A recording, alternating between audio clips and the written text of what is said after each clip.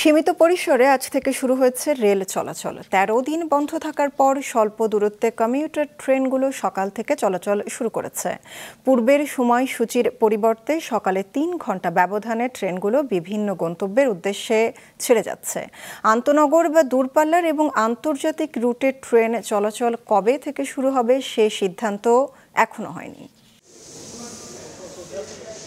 স্ত্রীকে নিয়ে ঢাকা ছেড়ে যাচ্ছেন নাজমুল। কোটা আন্দোলন ঘিরে সাম্প্রতিক সহিংসতায় স্বপ্ন ভেঙে গেছে তার।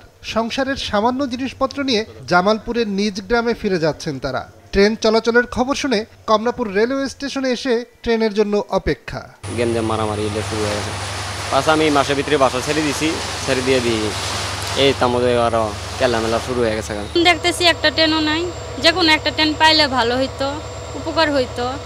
ট্রেনের আশায় তো আসছি। সময়সূচির পরিবর্তনে বিপাকে পড়েন তার মতন আরও অনেকে। অফিসে সময় মতো পৌঁছানোর উদ্দেশ্যে কেউ কেউ বিকল্প উপায় ধরতে স্টেশন ছেড়ে চলে যান। ৮টা ১৫ ট্রেন ছিল মহুয়া, সেটাতে যাওয়ার জন্য আমি আজকে আসছিলাম।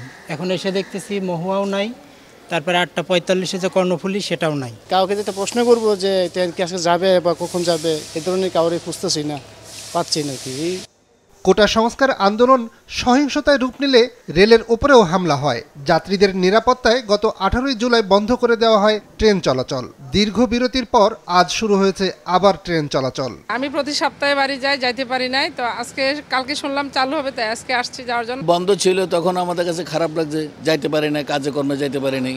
মনে হয় যে একটা যুদ্ধ দেশের মধ্যে আছে, আজকে মনে হয় যে মুক্তি পেয়েছি। বৈশা থাকতে হয় গাড়িতে, অনেক সময় ট্রেনে গেলে তাড়াতাড়ি যাওয়া হয়। কমলাপুর রেলওয়ে স্টেশন মাস্টার জানান, স্বল্প দূরত্বে চলাচলের জন্য কমিউটার ট্রেন ও এক্সপ্রেস ট্রেন চলাচল শুরু হয়েছে। কর্তৃপক্ষের নির্দেশ পেলে সব ধরনের ট্রেন চলাচলের প্রস্তুতি রয়েছে।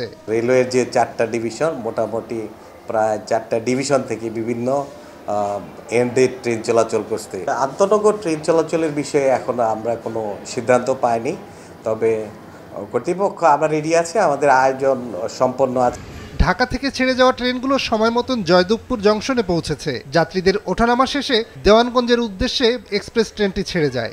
ঢাকা জয়দেবপুর রুটে তুরাগ কমিউটার ট্রেনটিও নির্বিঘ্নে চলাচল করছে। নিয়াজ মোর্শেদ, মাছরাঙা সংবাদ, ঢাকা।